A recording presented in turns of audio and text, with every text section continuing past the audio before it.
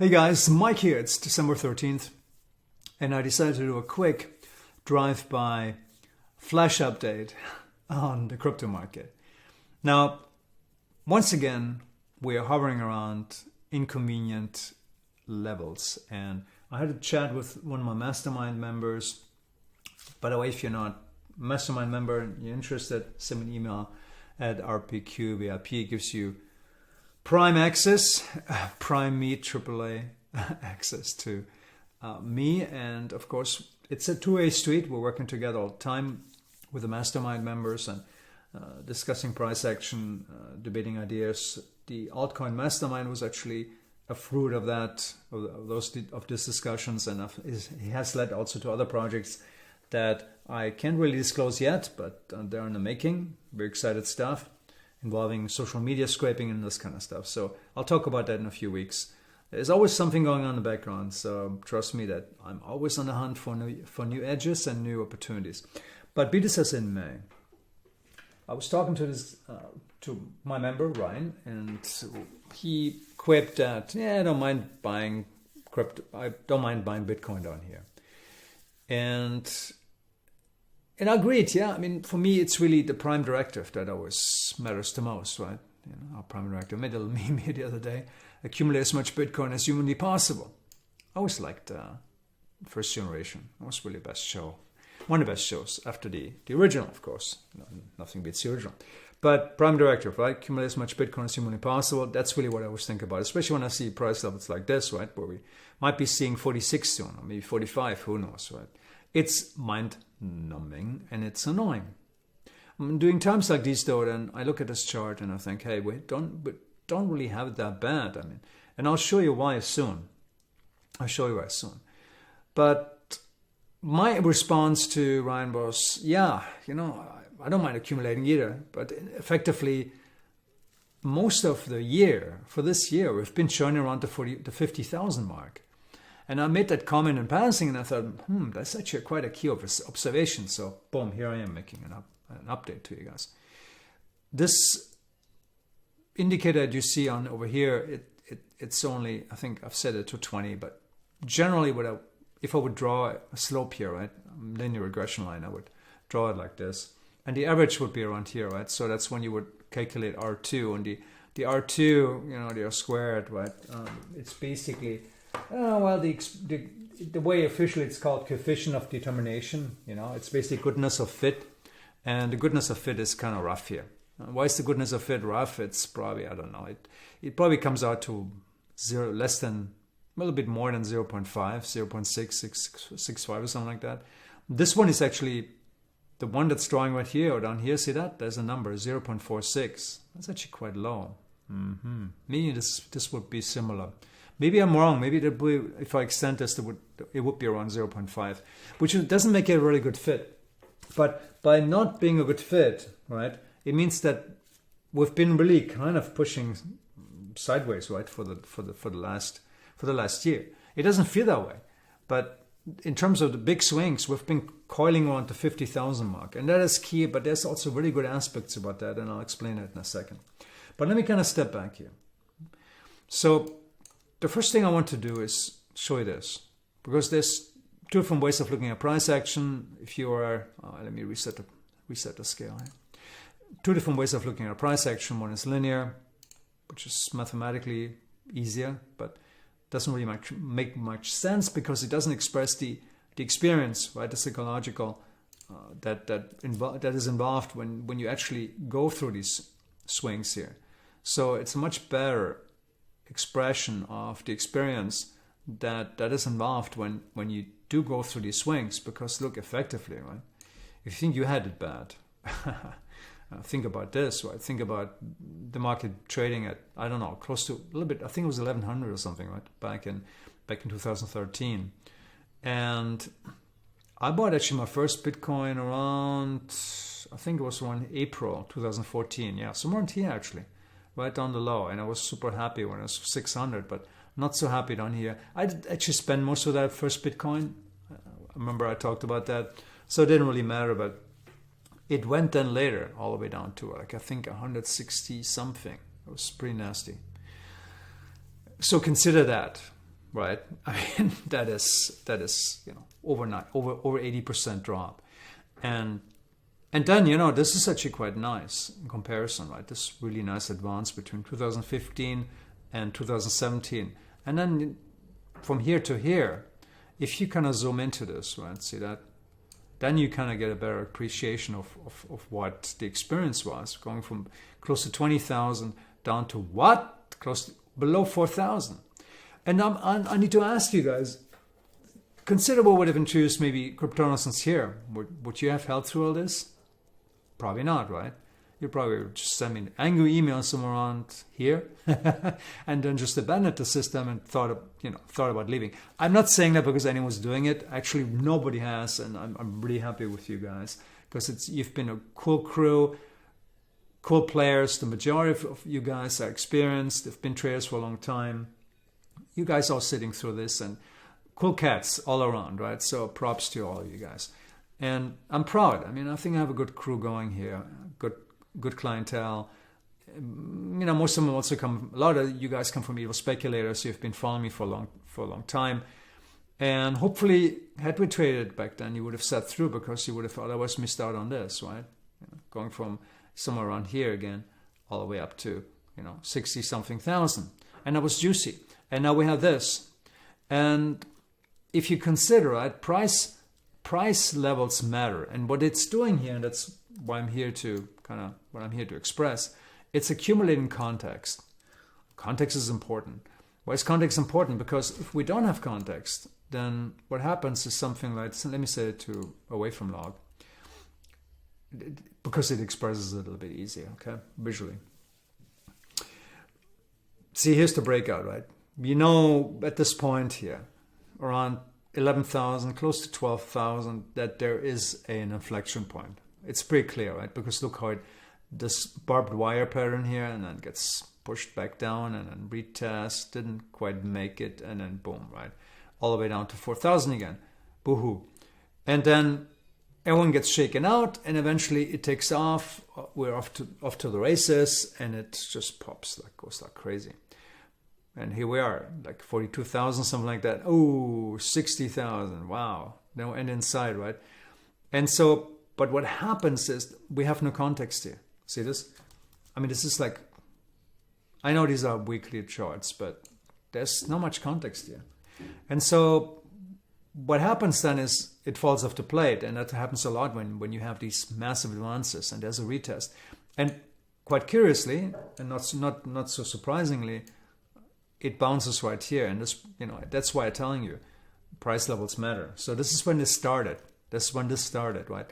And that's why we have like a big floor here that I hope we won't retest again. I mean, there's no promises ever, right? But if things get really, really squirrely here, we might see this again. I hope not.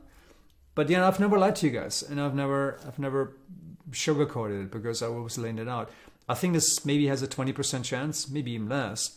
The highest probability right now is something like, screws around Christmas again, scares everyone. Hey, maybe you can see this, but it'll probably pop back up again. But I really care most about the long-term picture per the meme, right? And for me, and let me change here the scale a bit because I'm trying to tell a story. And the story is this, whatever happens here, eventually I think we're going to get to this point here where we're breaking out. And most likely we're going to retest and then break out again. And who knows what happens? Maybe go up straight to 100,000. That would be awesome, right? Yoo-hoo. But there's a good chance that it'll test our metal again. And what we can rely on then is all this down here, all this context, because context matters. Look at price action of the past. It has mattered before, and it will matter in the future. Get my point? Why does it matter? Because psychologically, people look at the old price action and say, well, people post support there, right? They draw a line in the sand. And when they draw a line in the sand there, a lot of people look at this and say, well, that's a good point to buy the dip. If there's no price action, people will ignore it. People will say, well, what would I buy here? There needs to be a reason. It's strange, right? But that's just how it is. That's human psychology. And there's always humans behind all this, right? Human psychology drives this market. The mania, the fear, the greed, whatever might be involved, a mixture of all of it, right? At the same time, we're complex beings, but this is what happens, and we can debate it to death. It's just the way it works. So we're producing context here, and over the long term, this is very, very positive, because again, per the meme, per the long-term picture that I'm really mostly interested in, because I don't care about crypto here. I don't care about Bitcoin here at 50,000. I don't care what happens in 2021. What I care about is in 2030, because in 2030, I'm ready to retire, guys. Maybe earlier. I'm ready. I'm checking out. I'm gone. I mean, I've got my little farmhouse somewhere in the Pyrenees or Alps, or who knows, somewhere. I like it cold. And maybe you guys have houses at the beach somewhere, and we're good to go. That's the plan, because for me, I don't see crypto. Oh, I don't know what I just did. So let me see, reset that there. I don't see a bearish future for crypto here. Right? I see a bullish future for crypto, because this is, by all intents and purposes, here, this is a bull market, right? And so, yeah, we'll churn around here. But eventually, I think we're going to reach these astronomical levels, because unlike fiat currency, and on both sides of the Atlantic, by the way, not just the US dollar, it is the reserve currency. Yes, and that's what you always read about. But trust me, guys, I'm over here in Europe, and I've got my ears to the ground when it comes to what's going with the euro. It's at least as bad as over in the US. Most people always bitch about the US and the Fed's printing, but guys, here in Europe, trillions of dollars are being produced over the next. There's a whole plan. I think I saw something like $3-4 trillion over the next 10 years or so will be issued, will be produced, and will be printed and shoveled around on all kinds of crazy projects. So same happening over here. Prices exploding, blah blah blah. You know the idea. So what is going up? Crypto is going up. Not constantly, not linearly. No, it's not like, I mean, everyone would be rich being a trader if market price action would move like this, but it's not moving like this. It's a random walk, and if we're lucky, it does something like this, right, over time. That's what it does, right? That's price action, because that's just the way of the world. Okay, not to bore you with platitudes, but I think you get the idea of what I'm trying to express here. And by the way, I didn't really make this video because market is at 47,300 something again, whatever. I mean, it's been bouncing around here. The other day it was at 42,000. It'll do that, and it'll test our metal over and over again. It'll do this several times, probably dozens of times over the next few years, and we got to be prepared for that. And that's just the ride.